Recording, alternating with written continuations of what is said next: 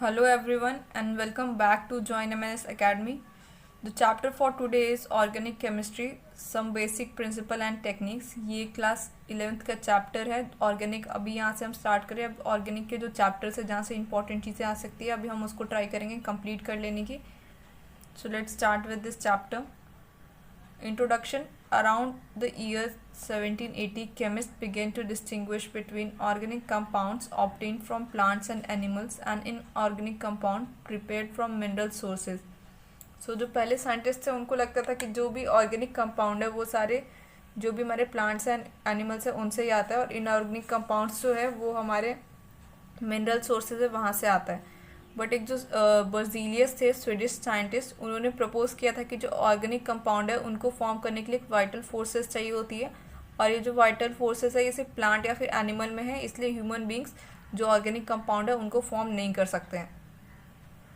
In 1828 when F. Hofbauer scientist synthesized an organic compound urea from inorganic compound ammonium cyanate. So first time था कि एक scientist थे F वोपलर, उन्होंने एक organic compound form किया था जिसको हम यूरिया बोलते हैं. तो उन्होंने इसको कैसे फॉर्म किया था, उन्होंने अमोनियम साइनेट लिया था. ये अमोनियम साइनेट है एंड इसको हीट किया था, तो ये हीट करने के बाद यूरिया फॉर्म हुआ था. तो ये जो यूरिया है ये एक ऑर्गेनिक कंपाउंड है. तो जो हमारी पहली थ्योरी थी कि जो हमारी सिर्फ ऑर्गेनिक कंपाउंड है उनको फॉर्म करने के लिए वाइटल फोर्सेस चाहिए होती हैं और वो सिर्फ प्लांट या एनिमल से ही फॉर्म होता है, तो वो यहाँ पे फील हो गई थी बिकॉज इन्होंने फर्स्ट ऑर्गेनिक कंपाउंड सिंथेसाइज करके दिखा दिया था. देन अब यहाँ पे ऑर्गेनिक कंपाउंड जो फॉर्म होते हैं उसमें क्या क्या होता है, उसमें होता है हाइड्रोजन, कार्बन एंड ऑक्सीजन. तो ऑक्सीजन और हाइड्रोजन तो बाकी कंपाउंड्स में भी होते हैं और उनकी उतनी जो प्रॉपर्टीज़ है वो ज़्यादा इंपॉर्टेंट नहीं है. बट जो कार्बन है, कार्बन के पास ही यूनिक प्रॉपर्टी है जिसके वजह से वो अपने बहुत सारे कंपाउंड फॉर्म कर पाता है. तो वो जो फर्स्ट प्रॉपर्टी है वो है tetravalency. It is a characteristic property of carbon atom by virtue of which it can form 4 covalent bond. So ये कार्बन की ही जो प्रॉपर्टी है जिसके वजह से वो 4 बॉन्ड फॉर्म कर पाता है, एंड इस 4 बॉन्ड की वजह से बहुत सारे हमारे ऑर्गेनिक कंपाउंड फॉर्म होते हैं. तो ये हमारे कार्बन के बारे में यहाँ पे कुछ चीज़ें इन्फॉर्मेशन गिवन है. तो ये उसका एटॉमिक नंबर है, ये इसका इलेक्ट्रॉनिक कॉन्फ़िगरेशन है. उसका इलेक्ट्रॉनिक कॉन्फ़िगरेशन होता है 1s2, 2s2, 2p3. तो 2p3 में px में एक इलेक्ट्रॉन होता है, py में एंड pz में. तो इस तरीके से हमारा इलेक्ट्रॉनिक कॉन्फ़िगरेशन है. एंड अगर हम उसकी वैलेंसी देखते हैं तो उसकी वैलेंसी +4 से -4 तक चेंज होती है, और ज़्यादातर जो हमारा कार्बन है वो कोवेलेंट कंपाउंड ही फॉर्म करता है. देन नेक्स्ट जो प्रॉपर्टी है वो है catenation. The property of forming bond with atoms of same element and give rise to long chains, branch और अनब्रांच चेन. तो कैटिनेशन ये प्रॉपर्टी है जिसमें जो भी एलिमेंट है वो बहुत सारे बॉन्ड फॉर्म करता है, और ये जो बॉन्ड्स होते हैं ये चेन्ड भी हो सकते हैं, अनचेन्ड भी हो सकते हैं, ब्रांचिंग भी हो सकती है वहाँ पे, और नॉन ब्रांच भी हो सकते हैं. तो ये प्रॉपर्टी भी अगेन कार्बन के पास प्रेजेंट है. In 14 group the carbon carbon bond requires bond dissociation energy equal to 335 kilo joule. The sulphur sulphur bond requires energy in order of 220 kilo joule. But maximum catenation is shown by carbon as it forms strong bond with atom of its own. सो यहाँ पे जो भी हमारे group 14 के elements है यहाँ पे उनकी एनर्जी कंपेयर की गई है. तो आप देखोगे कि जो कार्बन कार्बन बॉन्ड है उसको ब्रेक करने के लिए हमें 335 किलो जूल तक एनर्जी चाहिए होती है, बट जो हमारा सल्फर सल्फर बॉन्ड है वो सिर्फ 220 किलो जूल में ही ब्रेक हो जाता है. तो इससे पता चलता है कि जो कार्बन कार्बन बॉन्ड है वो बहुत स्ट्रॉन्गर बॉन्ड है, उसके लिए ज़्यादा एनर्जी चाहिए कंपेयर टू अदर बॉन्ड जो सेम एटम में ही फॉर्म होता है. The next is important feature of pi bonds. तो अब हमारे जो कार्बन कंपाउंड्स होते हैं वहाँ पे पाई बॉन्ड होता है और सिग्मा बॉन्ड होता है. तो जो पाई बॉन्ड फॉर्म होता है उसके कुछ यहाँ पे इंपॉर्टेंट पॉइंट्स है, उसको हम देखते हैं. इन CH2 which is ethene molecule all the atoms must be in same plane. The p orbital are mutually parallel and both of the p orbitals are perpendicular to the plane of the molecule. So ये जो हमारा ethane form होता है इसमें जो भी molecules हैं वो सेम प्लेन में है सारे, और ये जो p ऑर्बिटल है वो एक दूसरे से म्यूचुअली परपेंडिकुलर है एंड पैरेलल भी है. तो उसके वजह से ये जो हमारा CH2 बॉन्ड होता है ये स्ट्रॉन्ग होता है. Rotation of one CH2 fragment with respect to other interferes with maximum overlap of p orbital and therefore such rotation about carbon carbon double bond is restricted. So ये जो CH2 है, ये देखोगे इसमें यहाँ पे डबल बॉन्ड है। इस डबल बॉन्ड की वजह से क्या है कि जो इस मॉलिक्यूल का रोटेशन है वो थोड़ा सा रिस्ट्रिक्टेड है, वो ज़्यादा ओवरलैप नहीं कर पाता because of this double bond. The electron charge cloud of pi bond is located above and below the plane of bonding atoms. तो जो पाई बॉन्ड फॉर्म हुई है उसका जो इलेक्ट्रॉन क्लाउड है वो बॉन्ड के अबव एंड बिलो दोनों साइड प्रेजेंट होता है। This result in electron being easily available to attacking agents. In general, pi bonds provide most reactive center in the molecules containing multiple bond. So ये जो pi bond है, देखोगे कि यहाँ पे जो हमारा इलेक्ट्रॉन क्लाउड है इस पाई बॉन्ड के अराउंड ही प्रेजेंट है, इसलिए हमारे जितने भी अटैकिंग रिएजेंट्स होते हैं वो आके इस पाई बॉन्ड पे ही अटैक करते हैं, और इस पाई बॉन्ड पे अटैक करने के बाद वो इस बॉन्ड को ब्रेक करके कार्बन को अपने साथ किसी दूसरे बॉन्ड फॉर्मेशन में पार्टिसिपेट करवा लेते हैं। तो ये जो पाई बॉन्ड है वहाँ पे ही हमारा पूरा इलेक्ट्रॉन क्लाउड जो है यहाँ पे ही प्रेजेंट होता है या फिर यहीं पे कॉन्सेंट्रेटेड होता है। Then classification of organic compounds. तो ऑर्गेनिक कंपाउंड्स को हम बहुत सारे ग्रुप्स में डिवाइड करते हैं। तो एलिसाइक्लिक, देन रिंग कंपाउंड। जो एलिसाइक्लिक होते हैं ये सिंपल चेन कंपाउंड होते हैं। देन रिंग कंपाउंड्स में भी हमारे दो टाइप के होते हैं, होमोसाइक्लिक जिसमें सारे हमारे कार्बन, हाइड्रोजन, ऑक्सीजन होंगे, उसके अलावा कोई दूसरे कंपाउंड्स नहीं होंगे। देन हेट्रोसाइक्लिक होता है, उसके अलावा हमारी डिवीजन है कि हमारे कौन से कंपाउंड होते हैं जिसको हम ऑर्गेनिक ग्रुप्स में या फिर ऑर्गेनिक केमिस्ट्री में हम किन कंपाउंड्स को स्टडी करते हैं। The next is functional group. The functional group are atom or group of atoms joined in specific manner which determines chemical properties of the organic compound. So functional group क्या होते हैं? functional group ऐसे atoms होते हैं या जो group होते हैं जो पूरी हमारी कार्बन चेन होगी उसकी properties को change कर देते हैं। हम उन functional group की वजह से उस compound को identify करते हैं और उसकी properties जो भी हैं वो उस functional group के ऊपर ही dependent होती है। So example of functional group जो है वो है हाइड्रोक्सिल ग्रुप जिसको हम OH से डिनोट करते हैं, एल्डिहाइड ग्रुप जिसको CHO से डिनोट करते हैं, देन कार्बोक्सिलिक एसिड इसको COONH से हम डिनोट करते हैं। Then homologous series. A homologous series may be defined as the family of organic compounds having the same functional group, similar chemical properties and successive member differ by each other in molecular formula by CH2 units. So homologous series क्या होती है? ये एक organic family है, उसमें जो functional group है वो सेम है और जो दो हमारे मेंबर्स है उस फैमिली के उसमें सिर्फ CH2 यूनिट का डिफरेंस होता है। The member of homologous series can be represented by same general molecular formula. So जो हमारे होमोलोगस सीरीज़ के ग्रुप के जो मेंबर्स होंगे उनका एक हम जनरल फार्मूला भी लिख सकते हैं, और ये जनरल फार्मूला में सिर्फ हमारे CH2 यूनिट का ही चेंज होता है। फंक्शनल ग्रुप जो है या बाकी चीज़ें जो है वो सारी सेम रहती हैं। Next is nomenclature of organic compounds. Before IUPAC system of nomenclature, organic compounds were named after source of origin. So पहले जितने भी हमारे compounds थे, ये IUPAC जो system है जिसको ये तो बाद में आया था, उससे पहले जितने भी हमारे compounds थे उसको हम जिस source से वो obtained होता है उसी का नाम देते थे। तो example urea was named because it was obtained from urine of mammals. So urea जो है ये यूरिन ऑफ मैमल से निकाला जाता था इसलिए इसका नाम यूरिया रखा था। देन फॉर्मिक एसिड है, ये फॉर्मिका जो एंट्स होती है उनमें फॉर्मिका नाम का केमिकल होता है और फॉर्मिक एसिड वहीं से निकला है इसलिए इसका पुराना नेम जो है वो फॉर्मिक एसिड रखा गया है। Then IUPAC system. According to IUPAC system the name of organic compound contains 3 parts, word root, suffix and prefix. So जो हम आईयूपैक सिस्टम से जो नेम रखते हैं वहाँ पे 3 चीज़ें होती है। एक होता है वर्ड रूट जिसमें हम चेन का नाम लिखते हैं, देन एक होता है सफिक्स एंड एक होता है प्रीफिक्स। सफिक्स वो होता है जो हम उस जो हमारी लॉन्ग चेन होती है कार्बन चेन उसके आगे ऐड करते हैं, एंड प्रीफिक्स वो होता है जो हम उस चेन के पीछे के पार्ट में ऐड करते हैं। Word root represent the number of carbon atoms present in principal chain which is the longest possible chain of the carbon atoms. So हमारे पास जो भी मॉलिक्यूल है हम क्या करते हैं उसमें जो लॉन्गेस्ट चेन होती है उसको सिलेक्ट करते हैं और इस लॉन्गेस्ट चेन को ही हम वर्ड रूट बोलते हैं। This is example of one word root. तो यहाँ पे अगर एक कार्बन होता है तो हम मिथ यूज़ करते हैं, 2 होता है तो इथ यूज़ करते हैं। तो ये जो हम कार्बन जितने होते हैं उसके हिसाब से जिसको हम नेम रखते हैं उसको हम स्पेसिफिक या रूट वर्ड्स बोलते हैं। तो ये ऐसे जितने नंबर ऑफ कार्बन्स होंगे उतना इंक्रीज करेगा। 4 तक यहाँ पे गिवन है, उसको ब्यूट बोलते हैं। 5 होता है तो पेंट, 6 होता है हेक्स। तो ऐसे ये चेंज होता रहता है एंड इसी को हम वर्ड रूट बोलते हैं। The next is suffix. Suffix are two types, primary suffix and secondary suffix. Primary suffix, it indicates type of bond in the carbon atoms. सो जो सफिक्स है वो दो टाइप के हैं, एक है primary suffix and secondary suffix. तो जो प्राइमरी सफिक्स है उससे हमें जो कार्बन एटम्स के बीच में बॉन्ड है उसके बारे में पता चलता है। जैसे यहाँ पे एग्जांपल है प्राइमरी सफिक्स का, तो यहाँ पे एन है। एन मीन्स क्या होता है कि यहाँ पे जो हमारे कार्बन है उसके बीच में सिंगल बॉन्ड होगा। इन अगर होगा किसी नेम में, उसका मतलब ये हो जाता है कि जो हमारे कार्बन है उनके बीच में डबल बॉन्ड है, एंड आइन होता है तो वो ट्रिपल बॉन्ड को इंडिकेट करते हैं। Secondary suffix is use to represent the functional group. अब जो सेकेंडरी सफिक्स है वो हम फंक्शनल ग्रुप को इंडिकेट करने के लिए यूज़ करते हैं। तो फंक्शनल ग्रुप कौन कौन से होते हैं, जैसे हमने अपना पहले देखा था, अल्कोहल है, कार्बोक्सिलिक एसिड है, एल्डिहाइड है, उसके अलावा बहुत सारे नाइट्रो ग्रुप है, बहुत सारी चीज़ें, बट यहाँ पे एग्जाम्पल के लिए 2-3 ही ऐड की हुई हैं। The next is prefix.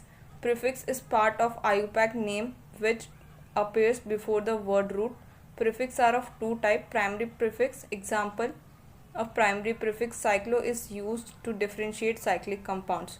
तो अगेन जो प्रीफिक्स भी है वो भी दो टाइप के हैं, एक है प्राइमरी प्रीफिक्स। तो प्राइमरी प्रीफिक्स होता है वो एग्जाम्पल के लिए यहाँ पे गिवन है, जैसे साइक्लो है। ये हमारे चेन कैसी है उसको इंडिकेट करने के लिए यूज़ किया जाता है। अगर वो एक साइकिल के फॉर्म में है, रिंग के फॉर्म में है, तो हम उसको साइक्लो कहते हैं। एंड यहाँ पे हमारे 3 कार्बन है एंड सिंगल बॉन्ड है, इसलिए इसका नेम है साइक्लोप्रोपेन।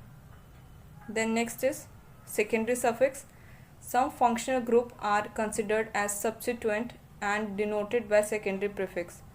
सो जो कुछ हमारे फंक्शनल ग्रुप है उनको हम सब्स्टिट्यूएंट की तरह ऐड करते हैं एंड उनके नेम को हम पीछे जोड़ते हैं, जो हमारी वर्ड रूट होती है उसके पीछे में रखते हैं, उसको सेकेंडरी सफिक्स बोलते हैं।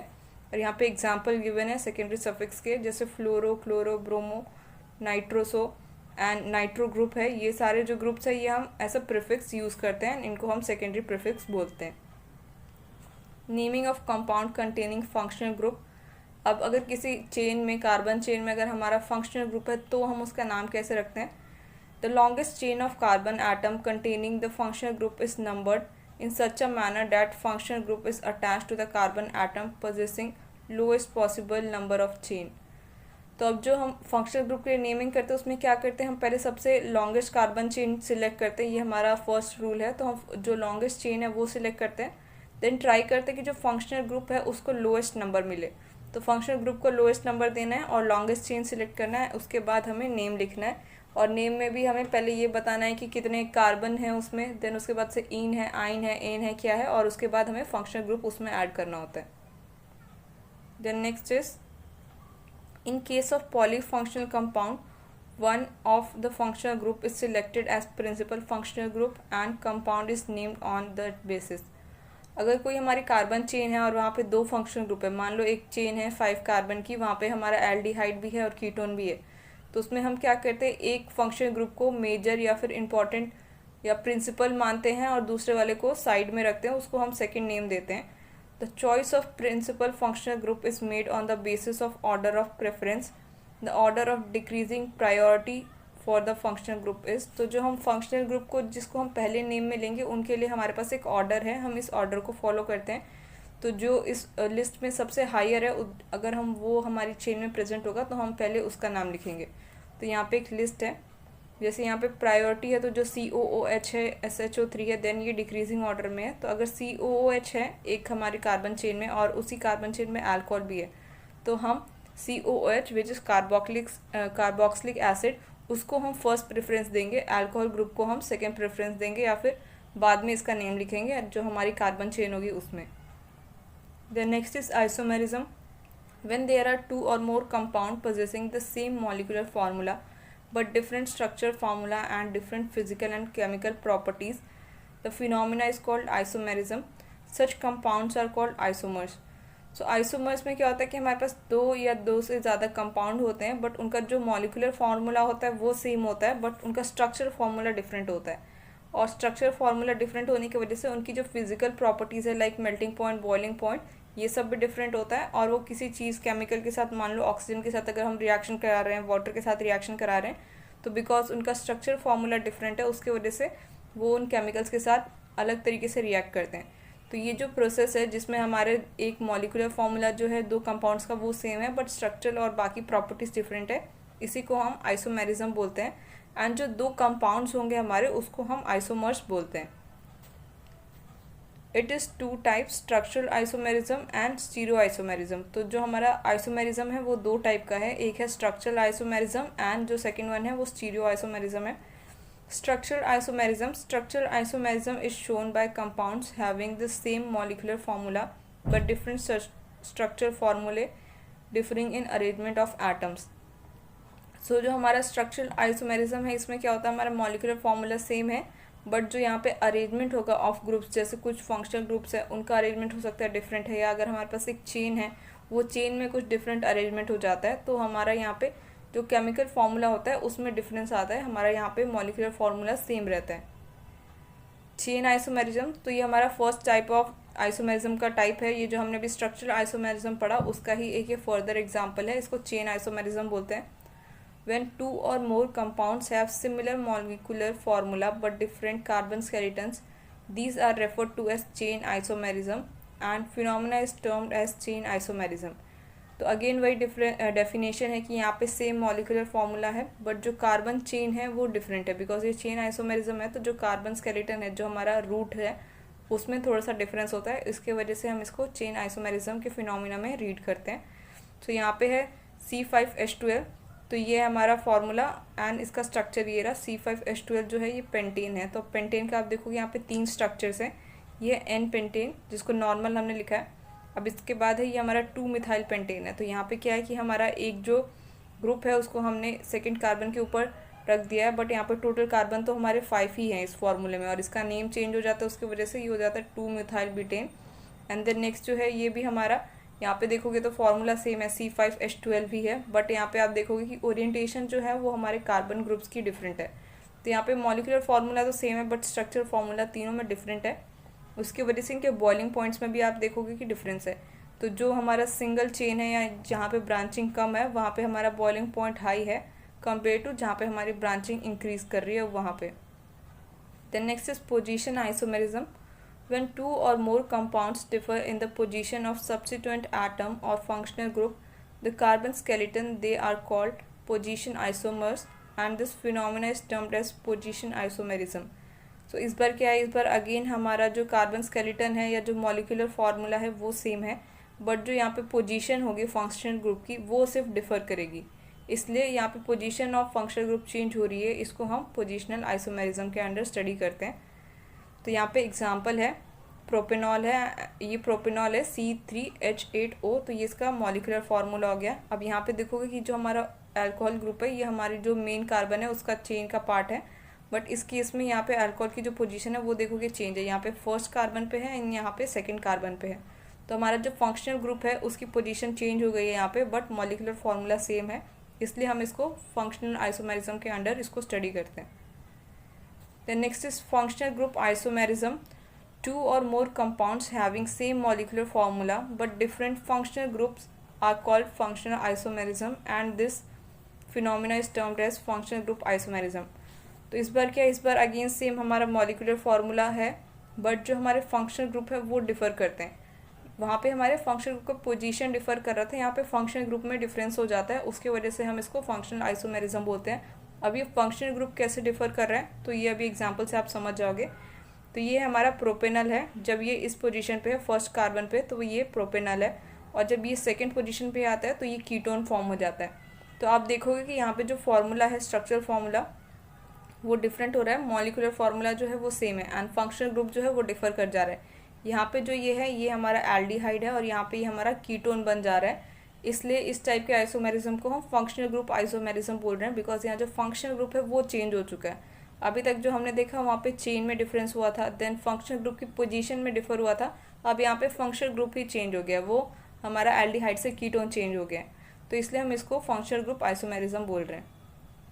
Then next is metamerism. It arises due to different alkyl chains on either side of functional group in the molecules.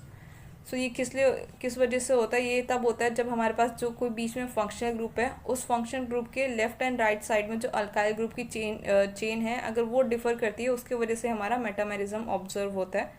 तो यहाँ पे एग्जांपल है ये फार्मूला C4H10O, ये हमारा फार्मूला है, और यहाँ पे जो हमारे दो चीज़ें फॉर्म होती है, एक फॉर्म होता है इथॉक्सीप्रोपेन एंड एक होता है मिथॉक्सीप्रोपेन। तो यहाँ पे देखोगे कि ये जो O है ये हमारा फंक्शनल ग्रुप है, जब ये हमारा यहाँ प्रेजेंट है, इसके इस साइड भी 2 कार्बन है, इस साइड भी 2 कार्बन है, तो हमने इसको इथॉक्सी इथेन बोला है। बट अब ये सेकंड स्ट्रक्चर देखोगे तो यहाँ पर एक कार्बन जो है वही हमारे लेफ्ट साइड में है एंड बाकी जो है वो हमारे राइट साइड में 3 है। तो इस टाइम इसका नाम जो है वो चेंज हो जाता है। इस टाइम क्या है इसका नाम? इस टाइम है 1 मिथाइल मिथॉक्सी प्रोपेन। सो इस टाइप के मेटामेरिज्म, इस टाइप का जो हमारा आइसोमेरिज्म है, इसको हम मेटामेरिज्म बोल रहे हैं। Next is stereo isomer. When isomerism is caused by different arrangement of atoms or groups in space, the phenomena is called stereoisomerism. The stereoisomerism have structure formula but differ in arrangement of atoms in space. अब क्या है कि हमारा स्टीरियोआइसोमेरिज्म में यहाँ पे भी again हमारे जो केमिकल फार्मूला है या जो मॉलिक्यूलर फार्मूला है वो सेम रहता है, बट जो हमारे ग्रुप्स हैं उनका ओरिएंटेशन डिफरेंट होता है। उनका अगर हम स्पेस में ओरिएंटेशन देखते हैं तो वो डिफरेंट होता है, इसलिए हम इसको स्टीरियोआइसोमेरिज्म में पढ़ते हैं। और जो हमारे स्टीरियोआइसोमेरिज्म में वो भी 2 टाइप के होते हैं, एक होता है ज्योमेट्रिक और सिस ट्रांस आइसोमेरिज्म, एंड जो दूसरा होता है वो उसको हम ऑप्टिकल आइसोमेरिज्म में पढ़ते हैं। तो जो ऑप्टिकल आइसोमेरिज्म है इसके बारे में थोड़ा सा आपने बायोमॉलिक्यूल्स में भी देखा होगा कि वहाँ पे हम एक लाइट होती है उसमें ग्लूकोज के सॉल्यूशन को देखते हैं कि वो डी साइड मूव कर रहा है या एल साइड मूव कर रहा है, तो वो ऑप्टिकल आइसोमेरिज्म होता है। एंड सिस ट्रांस में हम ये देखते हैं कि हमारा डबल बॉन्ड है, डबल बॉन्ड के इधर हमारे सेम साइड में सेम फंक्शन ग्रुप है या above the plane and below the plane है, तो इसको हम सिस ट्रांस आइसोमेरिज्म, और ये हमारे दोनों जो पार्ट है ये हमारे स्टीरियो आइसोमेरिज्म का पार्ट है। देन नेक्स्ट इज यहाँ पे से हम फंडामेंटल कॉन्सेप्ट स्टार्ट कर रहे हैं। जो हमारे रिएक्शन मैकेनिज्म होते हैं, रिएक्शन मैकेनिज्म के कुछ स्टेप्स हैं वो देखेंगे। तो जो रिएक्शन मैकेनिज्म होता है उसमें फिजन होता है, और फिजन जो होता है वो 2 टाइप का होता है। एक है होमोलिटिक फिजन जिसको हम होमोलिसिस बोल रहे हैं, एंड जो दूसरा है वो है हेट्रोलिटिक फिजन जिसको हेट्रोलिसिस भी बोलते हैं। तो ये दोनों फिजन को थोड़ा सा अच्छे से समझेंगे, बिकॉज इसके अगर ये समझेंगे तो इसके बेसिस पे ही हम पूरी ऑर्गेनिक केमिस्ट्री को पढ़ते हैं एंड चीज़ें उसी के ऊपर डिपेंड करती हैं। तो ये फिजन वगैरह को अच्छे से समझना है।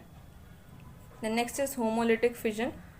इन homolytic cleavage, one of electron of shared pair in covalent bond goes with each of the bonded atom. Thus, in homolytic cleavage, the movement of single electron takes place instead of electron pair. So ये homolytic cleavage है। इसमें देखोगे कि ये हमारे A and B थे, इनके बीच में बॉन्ड फॉर्म हुआ है। तो जब ये बॉन्ड ब्रेक करता है तो एक इलेक्ट्रॉन जाता है A के पास एंड एक इलेक्ट्रॉन जाता है B के पास। तो दोनों के पास एक एक इलेक्ट्रॉन गया है। तो यहाँ पे क्या है?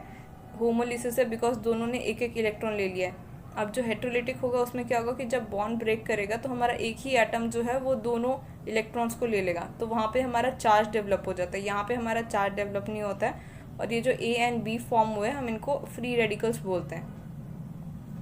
The single electron movement in shown by half headed arrow, fish hook, curved arrow. Such cleavage result in formation of neutral species which contain an unpaired electrons. So ये हमने देखा कि जो हमारा क्लीवेज का बॉन्ड होता है उसको हम ऐसे कर्व्ड एरो से दिखाते हैं और ये हाफ एरो से शो करते हैं।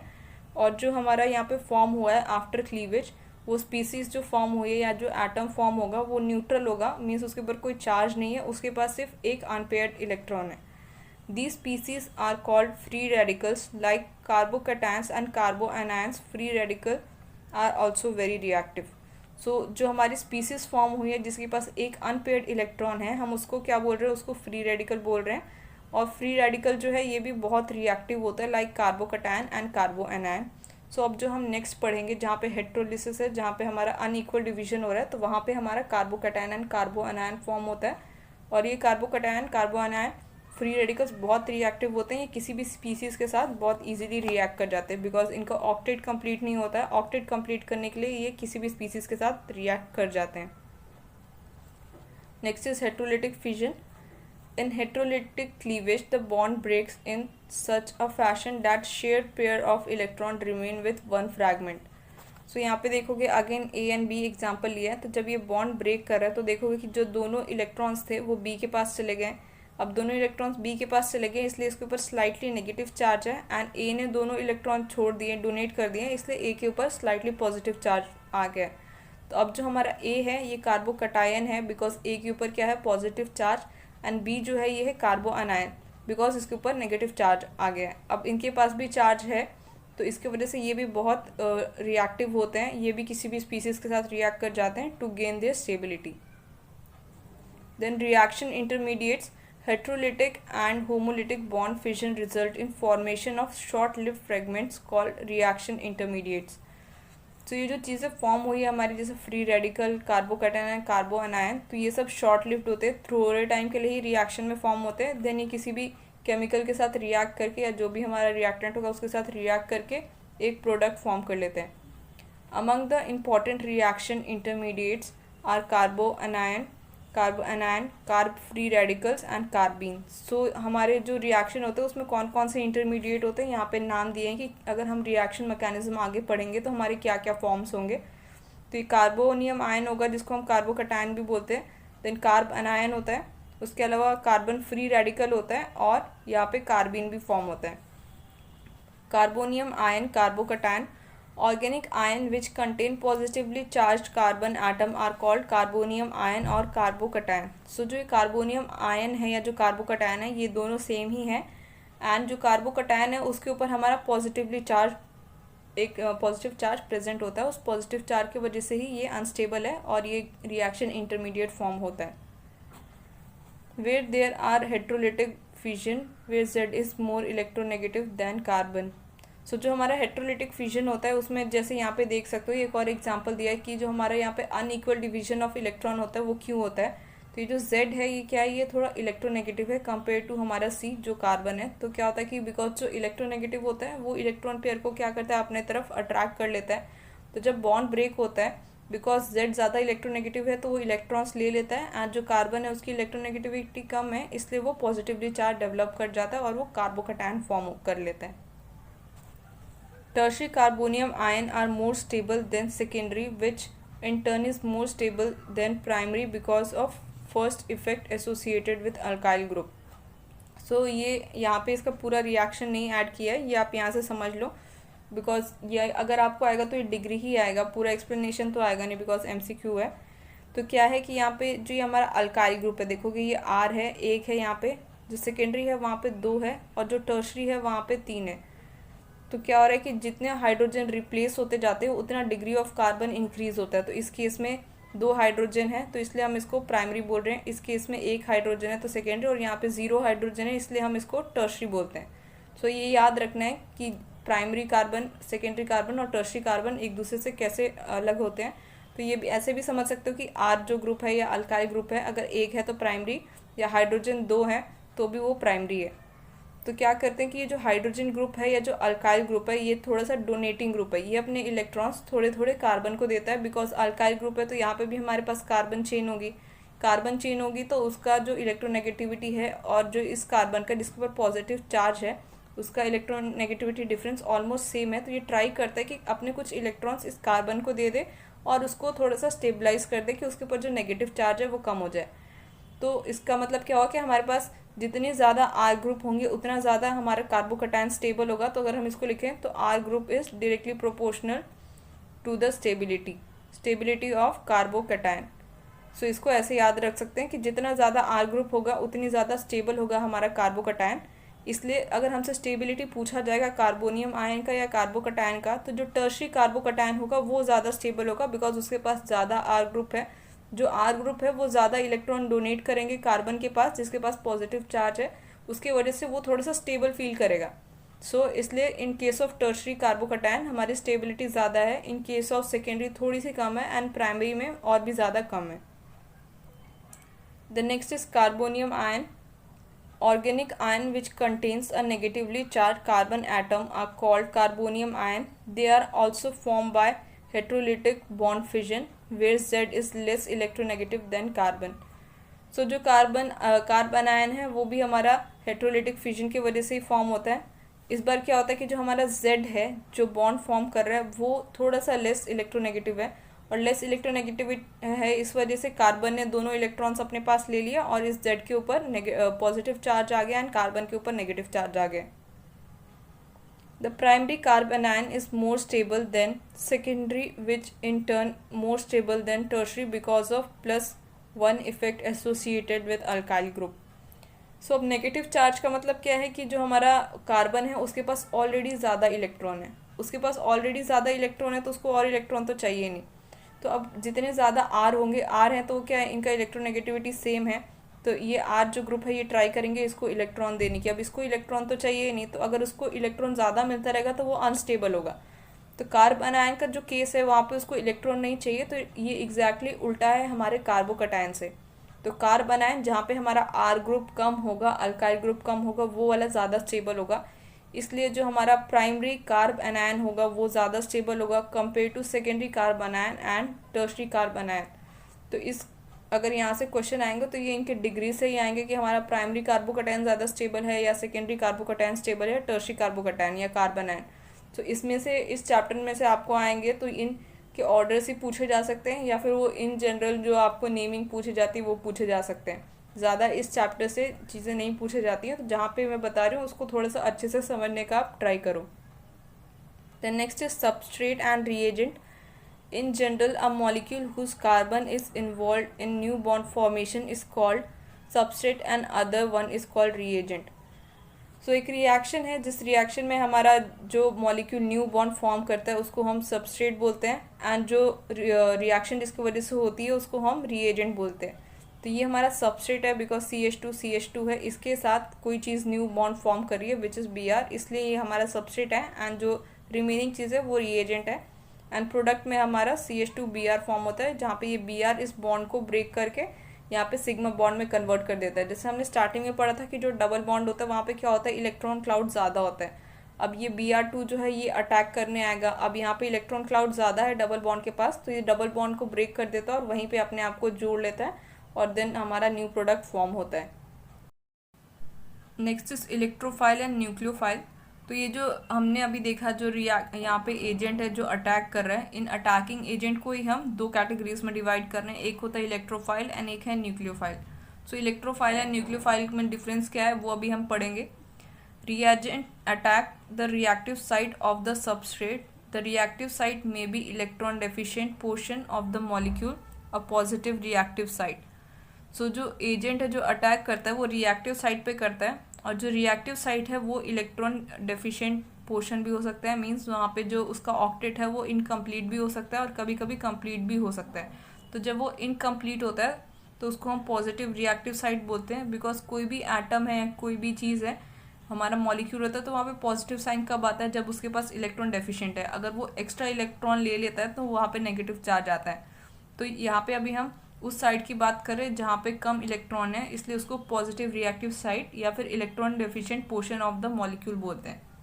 Example, an atom with incomplete electron shell or the positive end of dipole in molecule, if the attacking species is electron rich it attacks these side.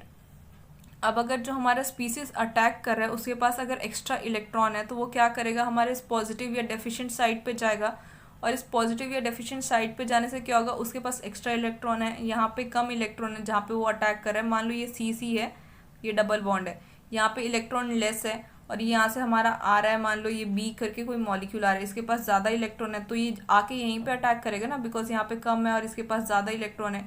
ये यहाँ पे जाके बॉन्ड फॉर्म कर लेगा, तो इसमें स्टेबिलिटी आ जाएगी, बिकॉज इसको इलेक्ट्रॉन चाहिए और इसको इलेक्ट्रॉन रिलीज करने देने हैं, तो वो एक वहाँ पे एक स्टेबिलिटी मेंटेन करने के लिए ये आके उस इलेक्ट्रॉन डेफिशिएंट साइट पे ही अटैक करता है। If attacking species is electron deficient, the reactive site for it that parts of the substrate molecule which supply electron, example pi electron in a double bond. So जो electron deficient site है, एक हमारा molecule है, तो जो pi bond की जो या पाई इलेक्ट्रॉन होते हैं डबल बॉन्ड, वो हमारा एक इलेक्ट्रॉन डेफिशिएंट साइट की तरह एक्ट करता है। A nucleophile is a agent that is either negatively charge or carry lone pair of electrons. These reagent attract the protons or positive charge toward themselves. So ये attract है, मैंने sorry गलती से attack बोल दिया। तो जो न्यूक्लियोफाइल है, अब हमने देखा कि हमारे जो अटैकिंग एजेंट होंगे वो दो टाइप के होंगे, एक होगा न्यूक्लियोफाइल एंड एक होगा इलेक्ट्रोफाइल। तो अब न्यूक्लियोफाइल क्या है, न्यूक्लियोफाइल है नेगेटिवली चार्ज अटैकिंग रिएजेंट।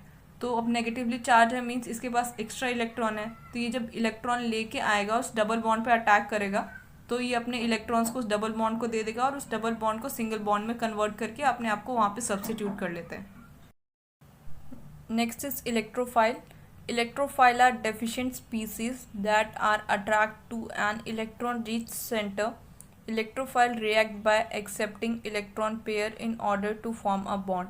सो न्यूक्लियोफाइल क्या था? न्यूक्लियोफाइल वहाँ पे अटैक कर रहा था जहाँ पे हमारा इलेक्ट्रॉन नहीं है या फिर इलेक्ट्रॉन कम है, तो वो इलेक्ट्रॉन लेके आ रहा था और वहाँ पे रिएक्ट कर रहा था। अब जो इलेक्ट्रोफाइल है ये इलेक्ट्रॉन डेफिशिएंट है, इसके पास ऑलरेडी इलेक्ट्रॉन कम है, तो ये कहाँ रिएक्ट करेगा? अब इसके पास इलेक्ट्रॉन कम है तो ये ऑफकोर्स वहीं पे जाके अटैक करेगा जहाँ पे हमारा इलेक्ट्रॉन ज़्यादा है, और वहाँ पे जाके ये बॉन्ड फॉर्म करते हैं। तो यहाँ पे कुछ एग्जाम्पल है इलेक्ट्रोफाइल एंड न्यूक्लियोफाइल के। तो इलेक्ट्रोफाइल है बिकॉज इसके पास डेफिशिएंट स्पीसीज है।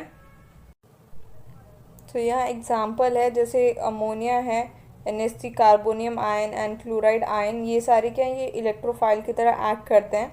And hydronium ion, boron, trifluoride, BF3 and कार्बोकटाइन, ये जो मॉलिक्यूल्स है ये न्यूक्लियोफाइल की तरह एक्ट करते हैं। Next is electron displacement effect in covalent bond. अब कोवेलेंट क्या है? जो कार्बन जो भी बॉन्ड फॉर्म करता है वो जनरली कोवेलेंट बॉन्ड फॉर्म करता है। तो इलेक्ट्रॉन डिस्प्लेसमेंट मीन्स क्या है कि मान लो अब हमारा ये कार्बन है, ये भी कार्बन है, चेन है, और यहाँ पे कभी कभी होता है कि ये जो इलेक्ट्रॉन्स है ये कभी कभी यहाँ पे एक न्यू मॉलिक्यूल आके, इसको चलो हम A मान लेते हैं, एक न्यू मॉलिक्यूल आता है और इसके तरफ शिफ्ट हो जाता है।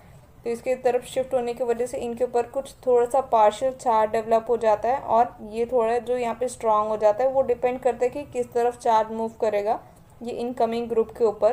तो इसी को हम इलेक्ट्रॉन डिस्प्लेसमेंट बोलते हैं। Electronic displacement in covalent bond occur due to presence of an atom or group different electronegativity or under the influence of some outside attaching group. So जो मैंने आपको एक्सप्लेन किया वही लिखा है कि कोई भी एक कोवेलेंट बॉन्ड है उसमें हमारा इलेक्ट्रॉन का डिस्प्लेसमेंट कब होता है? तो इलेक्ट्रॉन का डिस्प्लेसमेंट तब होता है जब हमारा जो एक ये जो एक्स्ट्रा ग्रुप आया है जिसने यहाँ पे ऐड हुआ है वो या तो इलेक्ट्रोनेगेटिव हो या तो इसका कुछ अलग इफेक्ट हो, उसके वजह से हमारा इलेक्ट्रॉन का जो यहाँ पे डिस्प्लेसमेंट है वो ऑब्जर्व होता है। मान लो ये जो A मॉलिक्यूल है ये बहुत इलेक्ट्रोनेगेटिव है, तो ये क्या करेगा? जितने भी इलेक्ट्रॉन है उनको अपने तरफ अट्रैक्ट कर लेता है। या अगर इनकमिंग मॉलिक्यूल यहाँ पे इलेक्ट्रॉन डोनेटिंग है तो वो क्या करता है? वो इसको इलेक्ट्रॉन डोनेट करने लग जाता है, तो उसके वजह से भी इलेक्ट्रॉन यहाँ पे डिस्प्लेसमेंट ऑब्जर्व किया जाता है। These lead to number of effects which are as follows. First, inductive effect. Second, electromeric effect, resonance और mesomeric effect and hyperconjugation. सो जो इलेक्ट्रॉन यहाँ पे हमारा डिस्प्लेसमेंट हो रहा है उसकी वजह से ये चार चीज़ें होती हैं। अब ये चार चीज़ें क्या हैं इनको अभी हमें समझना है। First is inductive effect. It involves sigma electron. The electrons which form covalent bond are seldom and shared equally between two atoms. Due to different electronegativity, electrons are displaced towards more electronegative atom. तो इस बार क्या है कि हमारे यहाँ पे जो electron displacement होगा वो सिंगल बॉन्ड के बीच में होगा, इसलिए यहाँ पे जो इलेक्ट्रॉन इन्वॉल्व है वो सिग्मा इलेक्ट्रॉन्स है। मीन्स मान लो एक ये कार्बन चेन है, यहाँ पे हमारे पास 3 कार्बन मॉलिक्यूल्स हैं और इनके बीच में क्या है? सिंगल बॉन्ड है। ये जितनी भी वैलेंसीज है ये सारी यहाँ पे हाइड्रोजन की वजह से ही फुलफिल्ड है। यहाँ पे जस्ट अ सेकेंड, हाँ, तो यहाँ पे जितनी भी वैलेंसीज है ये सारी हाइड्रोजन ने फुलफिल की हैं। अब यहाँ पे हमारे पास क्या है? फ्लोरीन आ गया। फ्लोरीन क्या है? एक हाईली इलेक्ट्रोनेगेटिव एलिमेंट है, तो उसके वजह से क्या होगा कि ये पूरे इलेक्ट्रॉन्स को अपने पास ले लेगा, तो इसके वजह से इसके ऊपर पार्शियल पॉजिटिव चार्ज आ जाता है, इसके ऊपर और भी ज़्यादा डबल पार्शियल आ जाता है एंड इसके ऊपर ट्रिपल पार्शियल पॉजिटिव चार्ज आ जाता है। मीन्स जो ये वाले इलेक्ट्रॉन है इनके ऊपर जो धीरे धीरे जो हमारा चेन बढ़ता जाएगा तो ये जो चार्ज है उस जो कार्बन हमारे फ्लोरीन से दूर होगा उसके ऊपर इसका इफेक्ट कम होगा। सो इसलिए ये धीरे धीरे डिक्रीज होते जाता है विथ इंक्रीज इन चेन। सो यही दो चीज़ें हमारे फर्स्ट 2 पॉइंट्स में थी कि जो हमारा इंडक्टिव इफेक्ट है वो कहाँ ऑब्जर्व हो रहा है? वो ऑब्जर्व हो रहा है सिग्मा इलेक्ट्रॉन्स के केस में। एंड सेकंड क्या है कि क्यों डिस्प्लेस हो रहा है? ये डिस्प्लेस हो रहा है because of an electronegative atom.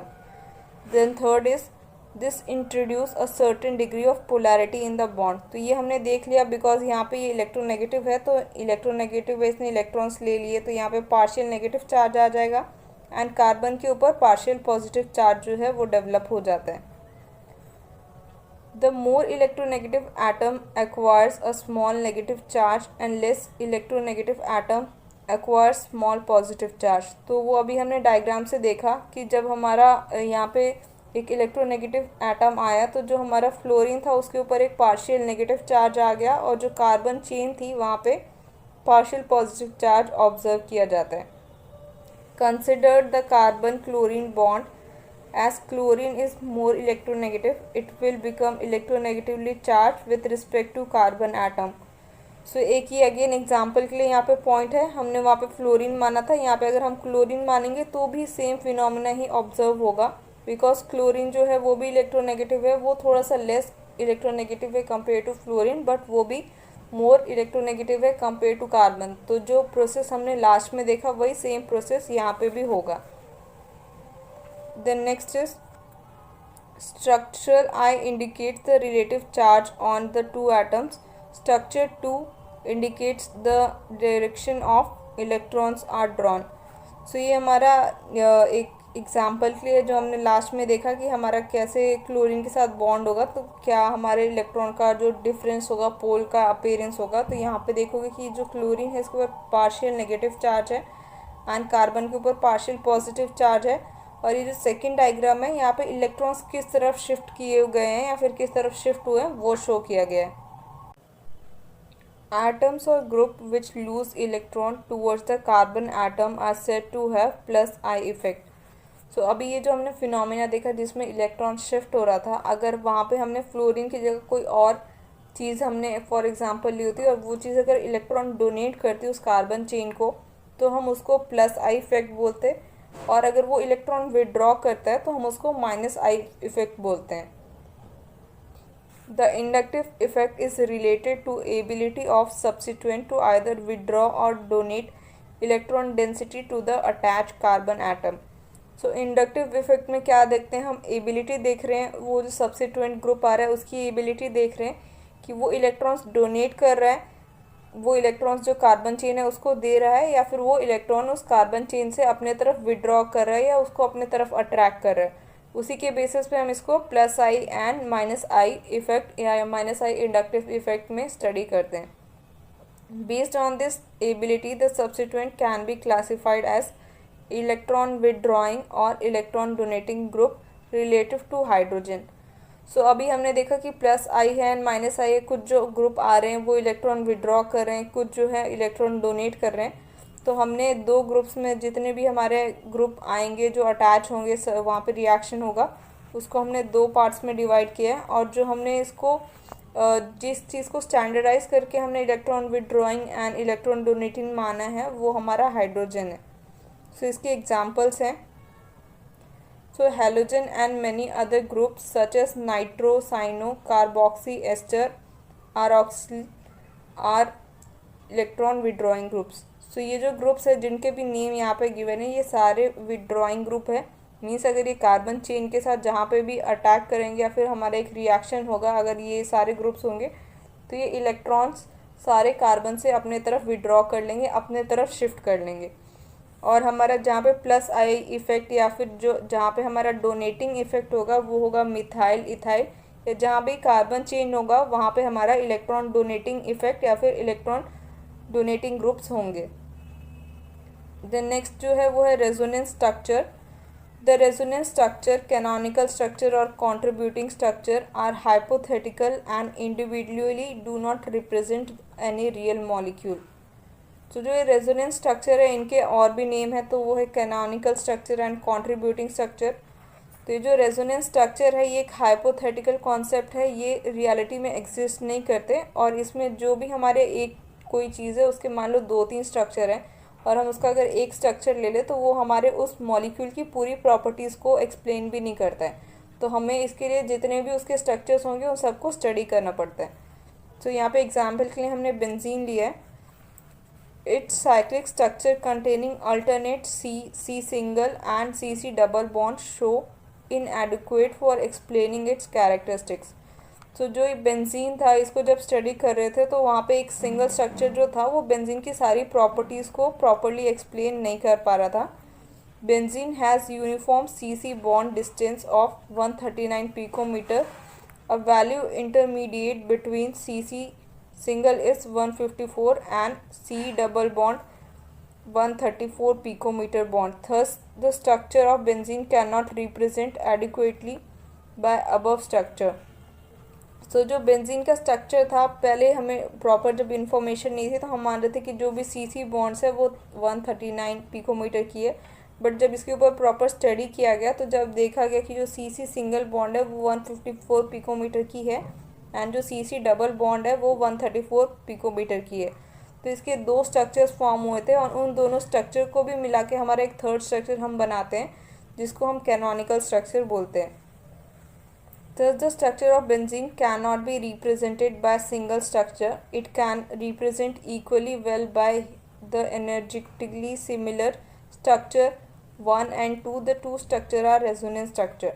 So, ये बेंजीन का स्ट्रक्चर है। यहाँ पे देखो कि जो डबल बॉन्ड की पोजीशन है वो एक दूसरे से अल्टरनेट करती है, और इन स्ट्रक्चर से अगर हम एक स्ट्रक्चर को ले तो हम बेंजीन की सारी प्रॉपर्टीज़ को समझ नहीं पाएंगे, या इसलिए हमें इस पूरे स्ट्रक्चर को लेना पड़ता है जहाँ पे हमारे डबल बॉन्ड शिफ्ट कर रहे हैं। तो इन दोनों स्ट्रक्चर को ही हम रेजोनेंस स्ट्रक्चर या फिर कैनोनिकल स्ट्रक्चर बोलते हैं। तो अगर एक मॉलिक्यूल है उसके जितने ज़्यादा रेजोनेंस स्ट्रक्चर होते हैं वो उतना ज़्यादा स्टेबल होता है। तो ऐसा क्वेश्चन भी आ सकता है कि रेजोनेंस स्ट्रक्चर, अगर एक मॉलिक्यूल है उसका 2 रेजोनेंस स्ट्रक्चर और एक सेकेंड मॉलिक्यूल उसका 3 रेजोनेंस स्ट्रक्चर है, तो कौन सा ज़्यादा स्टेबल है। तो एक मॉलिक्यूल के जितने ज़्यादा स्ट्रक्चर होंगे रेजोनेंस स्ट्रक्चर वो उतना ज़्यादा स्टेबल होता है। The next is resonance energy. The difference in energy between the most stable contributing structure of compound and it's resonance hybrid is called resonance energy और रेजोनेंस स्टेबलाइजेशन एनर्जी। सो resonance energy में क्या होता है कि जो हमारे मोस्ट स्टेबल जो structure है उसका एनर्जी, और जो है रेजोनेंस हाइब्रिड है, मान लो इसका ही हम एग्जांपल ले लेते हैं। तो ये जो हाइब्रिड है ये वाला है जहाँ पे इन दोनों की प्रॉपर्टीज़ है, इसको रेजोनेंस हाइब्रिड बोल रहे हैं। एंड हम ऐसा मान लेते हैं कि ये दो स्ट्रक्चर है, इसमें से ये जो सेकेंड वाला है ये ज़्यादा स्टेबल है। तो जो इनके बीच में सेकेंड वाला के बीच में और जो रेजोनेंस हाइब्रिड जो है उसके बीच की जो एनर्जी गैप होगी उसी को हम रेजोनेंस एनर्जी बोलेंगे, और या फिर इसी को हम स्टेबलाइजिंग एनर्जी भी बोलते हैं।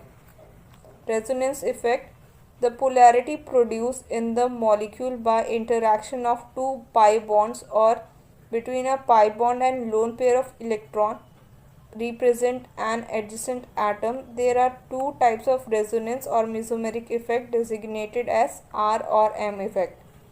So जो resonance effect है यहाँ पे क्या इन्वॉल्व है, हमारा इंडक्टिव इफेक्ट में सिग्मा बॉन्ड के इलेक्ट्रॉन्स इन्वॉल्व है। यहाँ पे हमारे जो इलेक्ट्रॉन्स होंगे वो पाई बॉन्ड के इलेक्ट्रॉन्स होंगे, या फिर हमारा लोन पेयर इन्वॉल्व होगा इस रेजोनेंस इफेक्ट में। पॉजिटिव अगेन वहाँ पे इंडक्टिव इफेक्ट जैसे +I एंड -I था, रेजोनेंस इफेक्ट जो है उसको भी हम +R एंड -R में स्टडी करते हैं। In this effect the transfer of electron is away from the atom or substituent group attach to the conjugated system. The electron displacement makes certain position in the molecule of high electron density. This effect is in aniline. तो जो हमारा +R effect है इसमें क्या है कि जो हमारे इलेक्ट्रॉन है जो सब्सिट्यूएंट ग्रुप है उससे दूर जाते हैं। तो जैसे सब्सिट्यूएंट ग्रुप क्या है, यहाँ पे NH2 है, ये एनालिन एग्जाम्पल है। तो एनालिन से देखो कि जो इसके पास लोन पेयर ऑफ इलेक्ट्रॉन है ये इस पूरे रिंग में मूव कर रहे हैं। इन स्ट्रक्चर्स में देखोगे कि ये पूरे रिंग में मूव कर रहे हैं। तो जब हमारा जो भी अटैकिंग ग्रुप है या जो सब्सिट्यूएंट ग्रुप है उससे अगर दूर जाते हैं इलेक्ट्रॉन्स तो हम उस टाइप के इफेक्ट को +R इफेक्ट में स्टडी करते हैं। देन नेक्स्ट जो है वो negative resonance effect. This effect is observe when transfer of electron is towards the atom or substituent group attach to the conjugated system. For example nitrobenzene, the electron displacement can be depicted as. So ये example है nitrobenzene का। यहाँ पे देखोगे कि जो हमारा electrons थे तो ये नाइट्रो ग्रुप है, और जो यहाँ पे इलेक्ट्रॉन का सब्स्टिट्यूशन है या जो इलेक्ट्रॉन मूवमेंट है ये टूवर्ड्स दिस नाइट्रोजन है। यहाँ पे देखोगे कि यहाँ पे सिर्फ एक ऑक्सीजन के ऊपर नेगेटिव चार्ज है, नाइट्रोजन के ऊपर पॉजिटिव चार्ज है। तो यहाँ पे क्या हुआ कि ये जो बॉन्ड है ये इस तरफ मूव की है, तो उसके वजह से यहाँ पे डबल बॉन्ड फॉर्म हुआ है और इसका ऑक्सीजन के ऊपर नेगेटिव चार्ज आया। तो ये जो इलेक्ट्रॉन डिस्प्लेसमेंट हो रहा है यहाँ पे ये टूवर्ड्स द जो हमारा सब्स्टिट्यूएंट ग्रुप है उसके तरफ है, इसलिए इसको हम +R इफेक्ट या फिर नेगेटिव रेजोनेंस इसको नेगेटिव रेजोनेंस या फिर -R इफेक्ट में स्टडी करते हैं। द एटम्स और substituent groups which represent +R और -R electron displacement effect are shown as follow.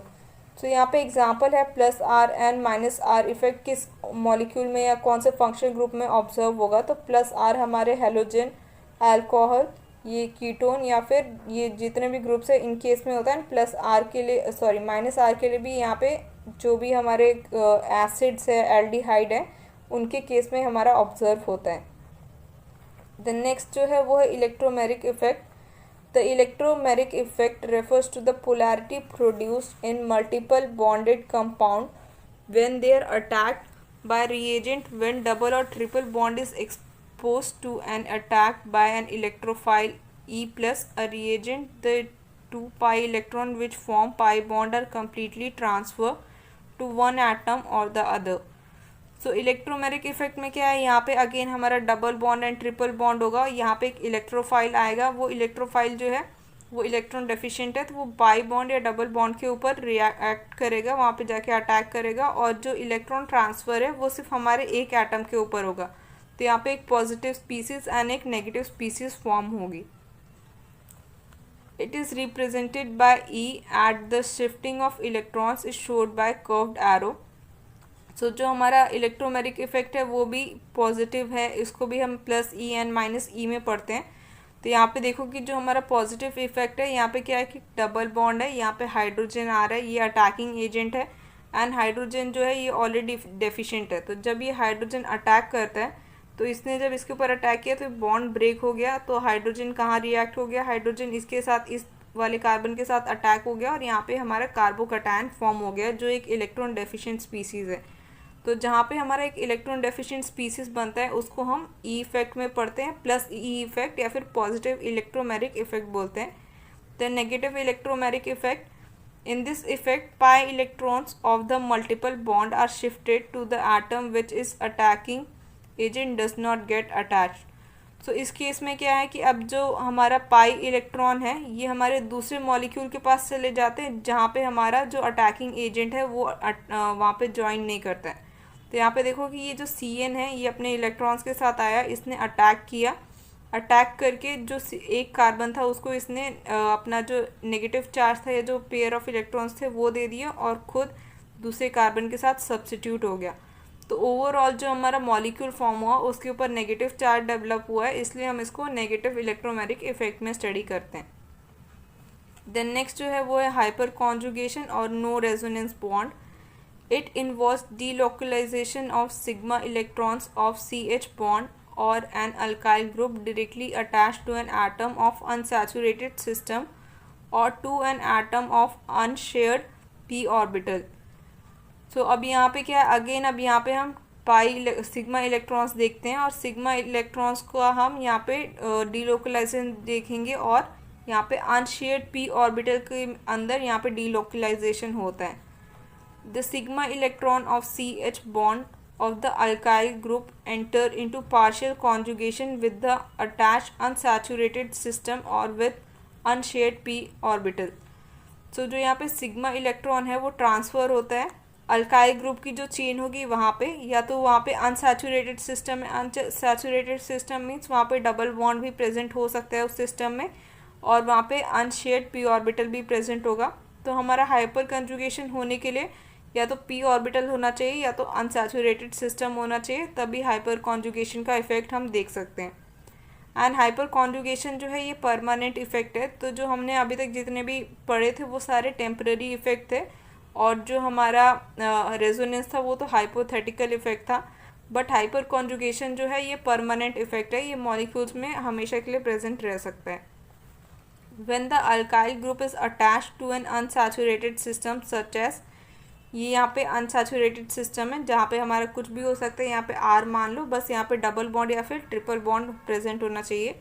और in order to inductive effect get reverse the behaviour can be explain by conjugation effect. So जैसे हमारा inductive effect में भी था कि double bond वगैरह present था या सिंगल बॉन्ड भी प्रेजेंट हो सकता है, इस केस में भी हमें एक सैचुरेटेड सिस्टम चाहिए, अनसैचुरेटेड सिस्टम चाहिए, मीन्स डबल बॉन्ड या ट्रिपल बॉन्ड चाहिए, और उस केस में हम हाइपर कॉन्जुगेशन देख सकते हैं। Such structure are arrived by shifting the bonding electrons from the adjacent CH bond to electron deficient carbon In this way the positive charge originally on carbon is dispersed to the hydrogen.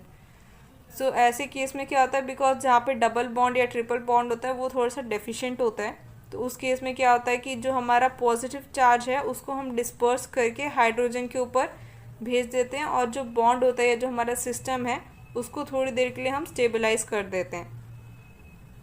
This way electron released by assuming no bond character in the adjacent CH bond in called no bond resonance और hyper conjugation.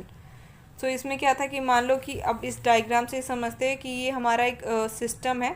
यहाँ पे अभी देख रहे हो कि ये positive charge है, तो ये क्या करते हैं, इस पॉजिटिव चार्ज को डिस्प्लेस कर देते हैं. तो इस पॉजिटिव चार्ज को इन्होंने क्या किया, इसको हाइड्रोजन के ऊपर भेज दिया और यहाँ पे डबल बॉन्ड फॉर्म कर लिया. और डबल बॉन्ड फॉर्म करने के बाद ये खुद स्टेबल हो जाते हैं, यानी इस हाइड्रोजन को थोड़ा सा अनस्टेबल कर देते हैं और यहाँ पे जो बॉन्ड था उसको भी ब्रेक कर देते हैं. इसलिए इसको हम नो बॉन्ड रेजोनेंस कहते हैं एंड या फिर हाइपर कॉन्जुगेशन बोलते हैं. और ये हमारा मॉलिक्यूल तभी पॉसिबल है जब हमारे पास सिंगल बॉन्ड कोई भी एटम में प्रेजेंट हो और वो सिंगल बॉन्ड को ही हम ब्रेक करके बाद में डबल बॉन्ड में चेंज कर देते हैं. In general greater the number of alkyl group attach to the positively charge carbon atom the greater is hyperconjugation. तो सेम जो हाइपर कॉन्जुगेशन है, यहाँ पे देखोगे हाइपर कॉन्जुगेशन में क्या हो रहा है, यहाँ पे कार्बोकटायन फॉर्म हो रहा है. तो कार्बोकटायन कब ज़्यादा स्टेबल होता है, कार्बोकटायन जब स्टेबल होगा जब उसके पास अल्काइल ग्रुप ज़्यादा होंगे और हाइड्रोजन कम होगा.